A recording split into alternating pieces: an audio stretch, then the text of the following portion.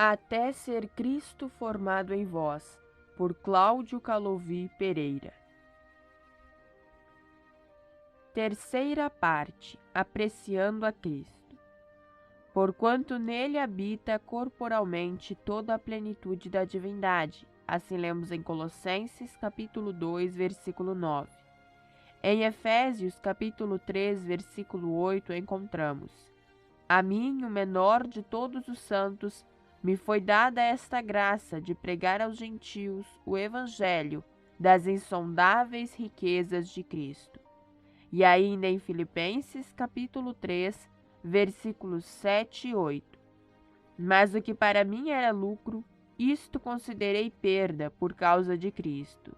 Sim, deveras considero tudo como perca, por causa da sublimidade do conhecimento de Cristo Jesus, meu Senhor, por amor do qual perdi todas as coisas e as considero como refúgio para ganhar a Cristo. Em Apocalipse, capítulo 1, versículos 1 e 2, João afirma: Revelação de Jesus Cristo, que Deus lhe deu para mostrar aos seus servos as coisas que em breve devem acontecer, e que ele, enviando por intermédio do seu anjo, notificou ao seu servo João, o qual atestou a palavra de Deus e o testemunho de Jesus Cristo, quanto a tudo o que viu. Quando recebeu essa revelação, certamente João ficou atônito. 2 vezes nesse livro, ele se prostra para adorar a anjos e tem de ser corrigido. No entanto, lemos no verso 2 algo muito importante, que é a atitude de João em relação à revelação que recebe. Ele diz que a recebeu de Jesus Cristo e que lhe foi notificada por intermédio do seu anjo. Aqui temos algo muito importante. Qual é o teste? Qual é o parâmetro pelo qual sabemos se qualquer revelação, qualquer mensagem, qualquer doutrina, qualquer ensino é de Deus? Como podemos saber? Toda revelação precisa do fundamento da palavra de Deus. Toda mensagem, toda doutrina, toda prática precisa estar fundamentada na palavra. Mas não basta isso. Ela também precisa ter o testemunho de Jesus Cristo. É muito importante aprendermos a discernir o testemunho de Jesus Cristo. Quando recebemos a vida de Cristo, essa nova vida que em nós habita, quer se manifestar em sentidos espirituais. E assim como temos os sentidos naturais, visão, tato, paladar, olfato, devemos ter os sentidos espirituais. E qual é o principal? O testemunho de Jesus Cristo. Precisamos conhecer a pessoa do nosso Senhor, porque somente conhecendo seu caráter é que vamos poder entender o que é o testemunho de Jesus Cristo, quais são as coisas e as pessoas que dão testemunho dele. Em João, capítulo 8, versículo 29, Jesus diz: E aquele que me enviou está comigo, não me deixou só, porque eu faço sempre o que lhe agrada. Esse é o caráter de Jesus Cristo. O Senhor Jesus sempre agrada ao Pai em tudo. Paulo abandonou sem pestanejar a sua carreira logo que viu quem o havia chamado. E quando escreve a carta aos Filipenses, ele está no último estágio da sua vida. No entanto, ele não está satisfeito com o que conhece. Ele quer mais. Paulo era movido por uma ambição. Ele considerou tudo como perda por causa de Cristo, por causa da sublimidade do conhecimento de Cristo Jesus. Antes de conhecer o Senhor, ele já manifestava uma disposição. Ele se tornou, por causa do zelo por Deus, um perseguidor dos cristãos. Ele estava no erro, no engano, mas era totalmente sincero. Ele tinha convicção de que aquilo era a vontade de Deus e que para a fé de Israel ser preservada, aquela heresia precisava ser varrida da terra. E é interessante que a mesma disposição que demonstrou no judaísmo, ele transferiu para a fé cristã. Paulo tinha sempre presente a questão de seguir adiante, de conquistar, prosseguir para o alvo, deixar as coisas que ficaram para trás e prosseguir para as que estão adiante. Ele tinha uma missão que governava a sua vida. Ele foi conquistado pelo Senhor e prosseguiu para conquistar aquilo para o que ele também fora conquistado. O prêmio da soberana vocação em Cristo Jesus. Esse é o coração de Paulo diante da revelação de Jesus Cristo. Ele foi capturado por essa pessoa. Então, precisamos contemplar o Senhor, conhecê-lo, nos deter diante dele, saber quem ele é. Somos muito versados em conhecer o Senhor em termos das nossas necessidades. Conhecemos o Senhor Jesus, o nosso Redentor, o nosso Justificador, o nosso Santificador, o nosso Abençoador, aquele que cura as nossas enfermidades, aquele que liberta a nossa vida. Tudo isso é maravilhoso. E o Senhor é tudo isso mesmo. Mas precisamos de outro tipo de conhecimento. Conhecer a sua pessoa, conhecer quem ele é, conhecer sua voz, seu comportamento, a maneira com que ele se relaciona com os outros, as atitudes que ele tem diante das situações, as maneiras com que ele reage diante de diversas situações. Precisamos conhecer o Senhor como uma pessoa, não apenas como aquele que fez tanto por nós para que Cristo seja formado em nós. Precisamos conhecer a sua pessoa. Foi o que aconteceu com Maria, irmã de Marta, que lemos em Lucas capítulo 10, versículo 38 ao 42. Quando o Senhor Jesus chegou à sua casa, Marta estava muito preocupada em honrá-la com seu serviço. Certamente ela estava ocupada com todos os arranjos necessários para organizar a refeição, de modo que o Senhor Jesus fosse servido da melhor maneira possível. Isso em si não é ruim, mas Maria estava sentada aos pés do Senhor para ouvir os seus ensinamentos. Não devemos pensar que servir é errado e ficar sentado ouvindo é certo. Mas temos de entender que quando a pessoa do Senhor está diante de nós, temos de nos aquietar. Maria foi capturada por aquela pessoa. Ela viu o valor do Senhor Jesus, viu aquele homem, ouviu aquelas palavras, viu aquele comportamento, viu os olhares do Senhor, viu seu proceder. Ela viu um homem extraordinário. Ela não pôde fazer outra coisa senão se assentar diante daquele homem e ficar ouvindo o que ele dizia. Os olhos de Maria foram abertos e o seu coração foi capturado. Ela foi cativada pelo Senhor. Assentar-se aos pés do Senhor é quase uma consequência irresistível por ter alguém tão valioso, tão precioso diante dos seus olhos. Assim é o nosso Senhor, e assim precisamos vê-lo.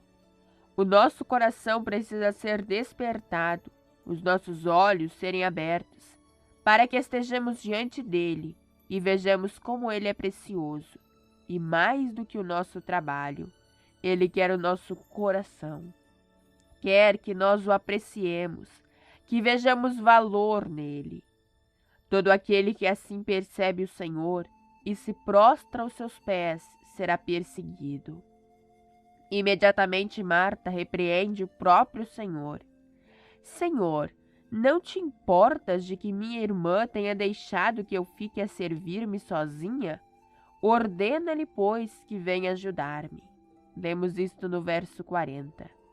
O Senhor respondeu: Marta, Marta, andas inquieta e te preocupas com muitas coisas. Entretanto, pouco é necessário, ou mesmo uma só coisa. Maria, pois, escolheu a boa parte, e esta não lhe será tirada. Assim lemos no verso 41. A boa parte. Apreciar o valor do Senhor. Isso tem recompensa eterna e não será retirado. Que preciosidade! Em outra ocasião, quando mais uma ceia foi oferecida ao Senhor, vemos uma situação bem diferente. Marta servia e Lázaro era um dos que estavam à mesa. Ele não protesta em relação à sua irmã, pois aprendera a servir, a fazer a parte que lhe cabia. E mais uma vez, Maria é usada pelo Espírito de Deus. Ela dispõe seu coração e se torna o instrumento de algo muito sublime. Ela tomou uma libra de bálsamo de nardo puro, muito precioso, ungiu os pés de Jesus e os enxugou com seus cabelos, e encheu-se toda a casa com o perfume do bálsamo. Assim lemos em João capítulo 12, versículo 3. Se na primeira ocasião Maria percebeu o valor da pessoa do Senhor, a sua preciosidade, agora não está de mãos vazias e traz algo que tem de muito precioso. Provavelmente era o perfume guardado para suas bodas, que lhe custou muito caro, e como consequência desse ato de devoção e de amor, toda a casa se encheu com aquele perfume. Maria viu o valor do Senhor, sua preciosidade, formosura e graça. E mais uma vez a perseguição vem em seguida, e dos próprios discípulos. Por que não se vendeu este perfume por 300 denários e não se deu aos pobres? Isto lemos em João capítulo 12, versículo 5. Os discípulos estavam andando com o Senhor, mas estavam alheios ao seu valor. E novamente o Senhor tem de intervir em defesa de Maria. Deixa que ela guarde isto para o dia em que me embalsamarem, porque os pobres sempre os tendes convosco, mas a mim nem sempre me tendes. Assim encontramos em João capítulo 12, versículos 7 ao 8. Como precisamos ter um coração como o de Maria.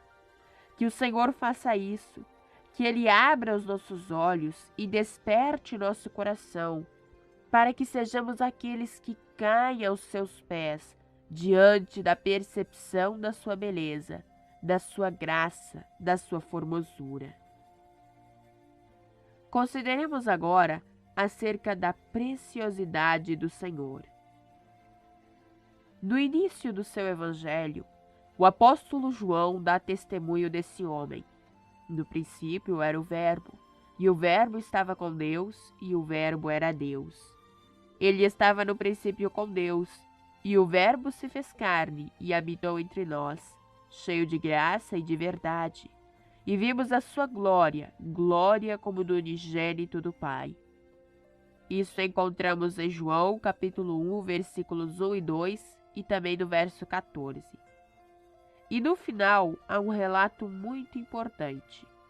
Este é o discípulo que dá testemunho a respeito dessas coisas e que as escreveu, e sabemos que o seu testemunho é verdadeiro. Há, porém, ainda muitas outras coisas que Jesus fez. Se todas elas fossem relatadas uma por uma, creio eu que nem no mundo inteiro caberiam os livros que seriam escritos. Isto encontramos no final do seu evangelho, no capítulo 21, versículo 24 e 25. João percebeu que essa é uma vida singular. Jesus é tão rico, tão fiel ao Pai, tão obediente, que seus menores gestos, suas palavras mais simples, seu dormir, seu levantar, seu caminhar, seu vestir-se, todo o seu ser expressa a pessoa de Deus, a glória de Deus. O Senhor Jesus é uma pessoa sem igual. Como devemos contemplá-lo? Como devemos cair por terra diante dele e saber quem ele é? Em Cantares, capítulo 5, versículo 10, há uma expressão de apreciação pela pessoa do Senhor. O meu amado é alvo e rosado, o mais distinguido entre 10.000. Mais à frente lemos: o seu falar é muitíssimo doce, Sim, ele é totalmente desejável. Tal é o meu amado, tal meu esposo, ó filhas de Jerusalém, que lemos no versículo 16. Que esta seja a nossa atitude diante do Senhor. Vê-lo e descobrir que ele é totalmente desejável. Seu falar é muitíssimo doce. Quão precioso ele é, quão maravilhoso. Ele merece que nós nos assentemos aos seus pés só para contemplá-lo. Ele merece que entreguemos tudo para ele como aroma suave. Ele merece que nós nos apresentemos como sacrifício vivo, santo e agradável para o seu inteiro prazer. É muito importante contemplarmos as perfeições morais, a beleza moral do nosso Senhor Jesus Cristo. Sem vermos o Senhor, ficamos sem direção. Vamos ter muita dificuldade de entender para onde o Espírito Santo está querendo nos levar. O Espírito Santo não tem, em primeiro lugar, a preocupação de nos levar a sermos missionários numa zona remota. Sim, ele pode nos chamar para isso. E se ele nos chamar, é bom estarmos preparados. Mas não é isso primariamente o que ele quer. O Espírito Santo deseja tomar essa preciosidade de Cristo e formar em nós. E para isso ele quer mostrar o quanto o Senhor é precioso. Precisamos ver o Senhor assim. Nós começamos a ver a preciosidade do Senhor na encarnação. Que o homem Jesus Cristo é Deus. Ele é o Deus eterno. Todos nós começamos a existir quando surgimos neste mundo. Mas o Senhor Jesus é o único homem que era pré-existente. Ele é desde o princípio. No entanto, o Senhor entrou na humanidade. Ele não se esvaziou da sua divindade. Isso é impossível. Ele é Deus, ele sempre foi e sempre será Deus. Mas deixou de lado por um pouco de tempo a sua glória, a sua majestade, as prerrogativas da sua divindade. Esvaziou-se e veio integrar a raça humana. Isso é simplesmente algo que não é possível compreender. Como o Deus eterno, o Criador do universo, como ele entra no ventre de Maria, como ele nasce como um bebê, quão grande esvaziamento! E como o homem foi fiel e se humilhou até a morte e morte de cruz. Ele aprendeu a obediência pelas coisas que sofreu. Deus não conhece a obediência, pois é autoridade. Mas ele veio a este mundo para ser como um de nós e teve de aprender a obedecer.